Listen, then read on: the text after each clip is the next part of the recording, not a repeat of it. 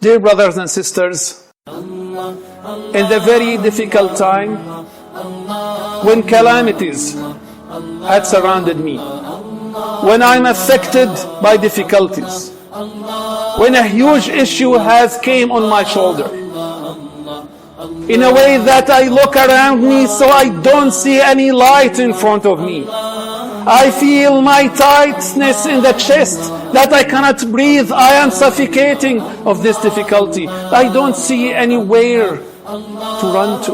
Isn't that something that we can all relate to? When we have a difficulty, when we have a huge issue that is affecting us, in that difficult time, where to run to? Where to get the help from? I listen to the revelation, to the Quran.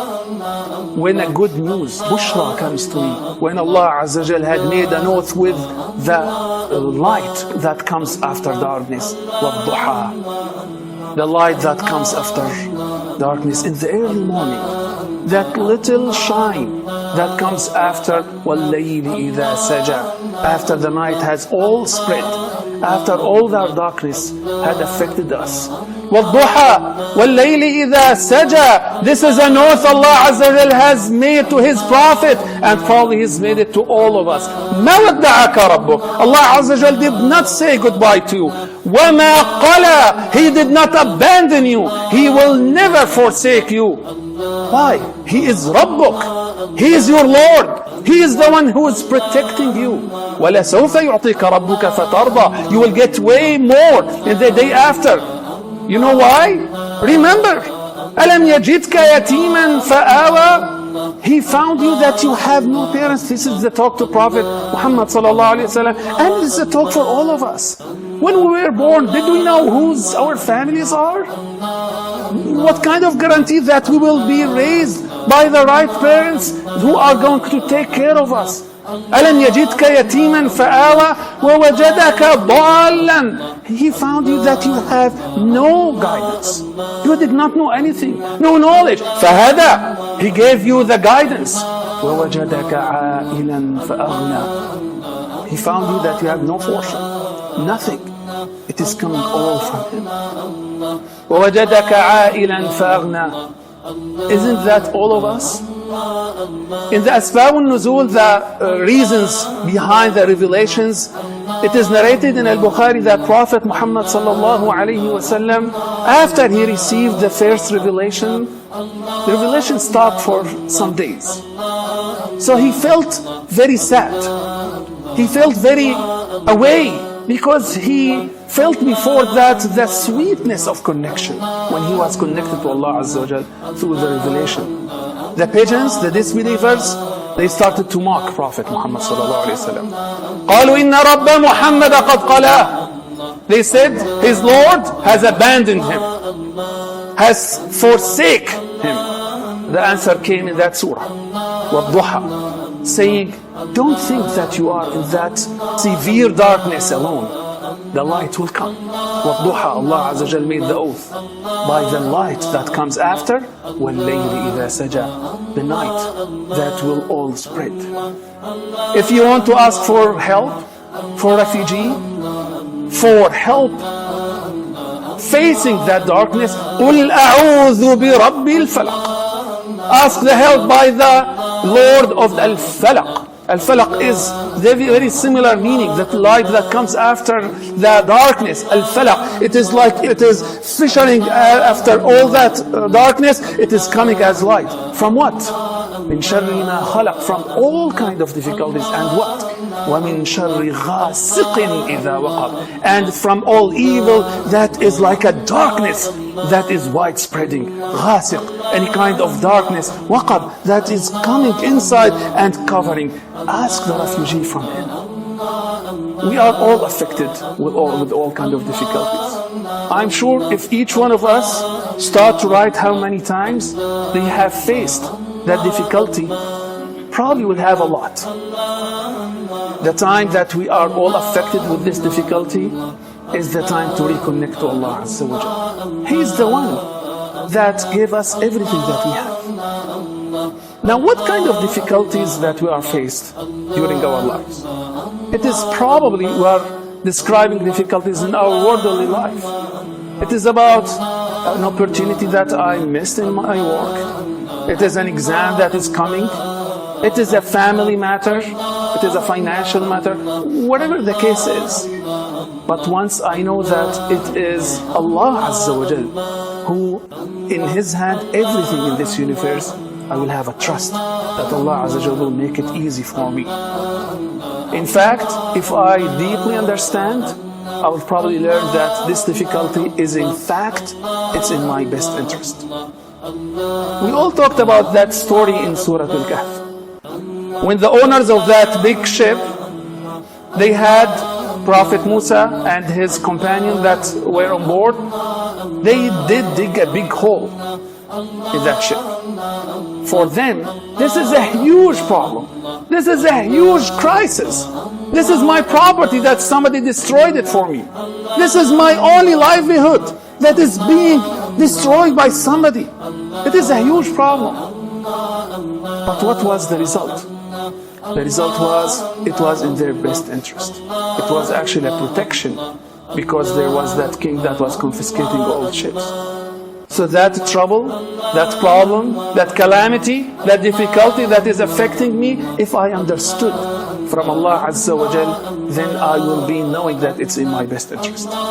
It is for my benefit. It is for me. So I can have a trust in Him, Allah Azza wa Jal. Where does that come from? From trust in Allah. Having the trust inside my heart. This is the key. And it is not an easy task. It is acquired. It's acquired with a long process until I have that trust inside my heart. How to put that in my heart? How I will become a person when he listens to أَلَيْسَ اللَّهُ بِكَافٍ عَبْدًا? Isn't it Allah Azza wa Jal is able to be sufficient for you, enough for you? وَيُخَوِّفُونَكَ بِالَّذِينَ مِن دُونِهِ. People will start to terrorize you, make you fear the other, whatever the other is. The other might be a deficiency in your work, a deficiency in family, whatever the case is, a person, a thing, whatever the other is. وَيُخَوِّفُونَكَ بِالَّذِينَ مِن دُونِهِ وَمَن يُضْلِلِ اللَّهُ فَمَا لَهُ مِنْ هَادٍ. Those who are misguided, that they think that the power comes from the other, how else they will be guided? How do I get that trust in my heart?